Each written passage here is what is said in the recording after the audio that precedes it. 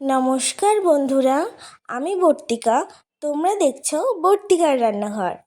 আজ বানাবো ডিমের ঝোল। তাহলে তোমরা দেখতে থাকো।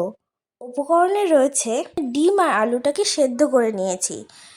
রয়েছে ডিম, লবণ, সর্ষের তেল, গোটা জিরে, তেজপাতা, শুকনো লঙ্কা, জিরে গুঁড়ো, ধনে গুঁড়ো, গরম মশলা গুঁড়ো, হলুদ, সেদ্ধ করে রাখা আলু, একটা বড় সাইজের পেঁয়াজ কুচি, একটা ছোট টমেটো কুচি, লঙ্কা, রসুন আর আদা কুচি। আদা, রসুন, টমেটো, লঙ্কা মিক্সিতে ভালো করে পেস্ট করে নেব। কড়াইতে সর্ষের তেল দিয়ে তেল গরম হয়ে আসলে সেদ্ধ করে রাখা আলুটা এপিট ওপিট করে ভালো করে লাল লাল করে ভেজে তুলে নেব। ওই তেলেই ডিমগুলোও ভেজে তুলে নেব।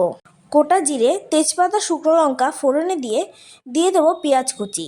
পেঁয়াজ কুচি একটু লাল লাল করে ভাজা হয়ে গেলে আগে থেকে বেটে রাখা মশলাটা দিয়ে দেব। ভালো করে নাড়িয়ে চাড়িয়ে দিয়ে দেবো 1 চামচ জিরে গুঁড়ো, 1 চামচ ধনে গুঁড়ো, 1 চামচ মতো লবণ আর 1 চামচ হলুদ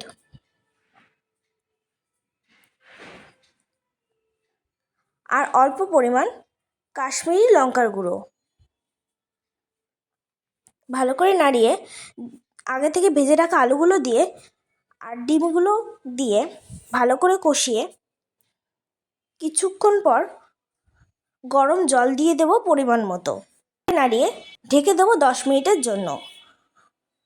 10 মিনিট পরে ঢাকা তুলে গরম মশলা দিয়ে নামিয়ে নিলেই রেডি ডিমের ঝোল। কেমন হয়েছে বন্ধুরা অবশ্যই জানাবে। আর ভালো লাগলে আমার চ্যানেলটিকে লাইক, কমেন্ট, শেয়ার এবং সাবস্ক্রাইব করে দিও। আর বাড়িতে অবশ্যই এই গরমে একবার হলেও ট্রাই করো। আজকের মতো টাটা।